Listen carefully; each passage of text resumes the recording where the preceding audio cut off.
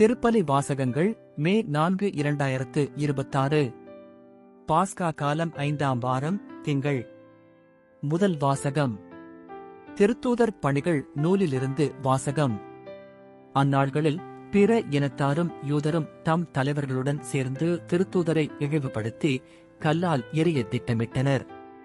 இதை அவர்கள் அறிந்து லிக்கவோனியாவிலுள்ள நகரங்களான லிஸ்திராவுக்கும் தெருபைக்கும் அவற்றின் சுற்றுப்புறங்களுக்கும் தப்பிச் சென்றார்கள். அங்கெல்லாம் அவர்கள் நற்செய்தியை அறிவித்தார்கள். லிஸ்திராவில் கால் வழங்காத ஒருவர் இருந்தார். பிறவியிலேயே கால் ஊனமுற்றிருந்த அவர் ஒருபோதும் நடந்ததில்லை. அவர் அமர்ந்து பவுல் பேசியதை கேட்டுக்கொண்டிருந்தார். அவரிடம் நலம் பெறுவதற்கான நம்பிக்கை இருப்பதைக் கண்டு பவுல் அவரை உற்று பார்த்து உரத்த குரலில், "நீர் எழுந்து காலூன்றி நேராக நில்லும்" என்றார். அவர் துள்ளி எழுந்து நடக்கத் தொடங்கினார். பவுல் செய்ததை கூட்டத்தினர் கண்டு லிக்கவோனிய மொழியில், "தெய்வங்கள் மனித உருவில் நம்மிடம் இறங்கி வந்திருக்கின்றன" என்று குரல் எழுப்பிக் கூறினர்.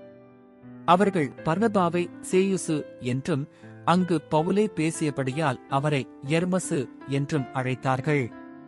நகருக்கு எதிரிலுள்ள சேயுசு கோவில் அர்ச்சகர் காளைகளையும் பூமாலைகளையும் கோவில் வாயிலுக்கு கொண்டு வந்து கூட்டத்தினருடன் சேர்ந்து பலியிட விரும்பினார். இதை கேள்வியுற்ற திருத்தூதர் பர்னபாவும் பவுலும் தங்கள் மேலுடைகளை கிழித்துக் கொண்டு கூட்டத்துக்குள் பாய்ந்து சென்று உரக்கக் கூறியது, "மனிதர்களே, ஏன் இவ்வாறு செய்கிறீர்கள்? நாங்களும் உங்களைப் போன்ற மனிதர்கள்தான். நீங்கள் இந்த பயனற்ற பொருள்களை விட்டுவிட்டு விண்ணையும் மண்ணையும் கடலையும் அவற்றிலுள்ள அனைத்தையும் உண்டாக்கிய வாழும் கடவுளிடம் திரும்புங்கள் என்ற நற்செய்தியை உங்களுக்கு அறிவிக்கிறோம்." கடந்த காலங்களில் அவர் அனைத்து மக்கள் இனங்களையும் அவரவர் வழிகளில் நடக்கும்படி விட்டிருந்தார். என்றாலும் அவர் தம்மை பற்றிய சான்று எதுவும் இல்லாதவாறு விட்டுவிடவில்லை. ஏனெனில் அவர் நன்மைகள் பல செய்கிறார். வானிலிருந்து உங்களுக்கு மழையை கொடுக்கிறார். வளமிக்க பருவ காலங்களை தருகிறார். நிறைவாக உணவளித்து உங்கள் உள்ளங்களை மகிழ்ச்சி பொங்கச் செய்கிறார். இவற்றை அவர்கள் சொன்ன பின்பு கூட்டத்தினர் தங்களுக்கு பலியிடுவதை ஒருவாறு தடுக்க முடிந்தது. ஆண்டவரின் அருள்வாக்கு. இறைவா, உமக்கு நன்றி. பதிலுரை பாடல். பல்லவி. எங்களுக்கன்று ஆண்டவரே, மாட்சியை உம் பெயருக்கே உரித்தாக்கும். எங்களுக்கன்று ஆண்டவரே, எங்களுக்கன்று மாட்சியை உம் பெயருக்கே உரித்தாக்கும்.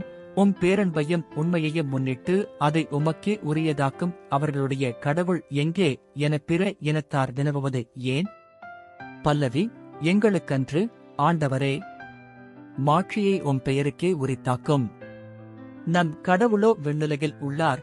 தம் திருவுளப்படி அனைத்தையும் செய்கின்றார். அவர்களுடைய தெய்வச் சிலைகள் வெறும் வெள்ளியும் பொன்னுமே, வெறும் மனித கைவேலையே.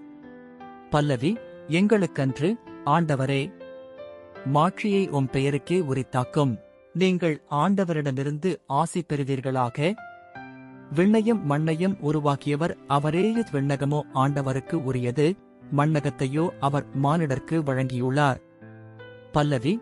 எங்களுக்கன்று ஆண்டவரே, மாட்சியை உம் பெயருக்கே உரித்தாக்கும். நற்செய்திக்கு முன் வாழ்த்துளி. அல்லேலுயா, அல்லேலுயா. தூய ஆவியாராம் துணையாளர் உங்களுக்கு அனைத்தையும் கற்றுத் தருவார். நான் கூறிய அனைத்தையும் உங்களுக்கு நினைவூட்டுவார். அல்லேலுயா. நற்செய்தி வாசகம். யோவான் எழுதிய தூய நற்செய்தியிலிருந்து வாசகம்.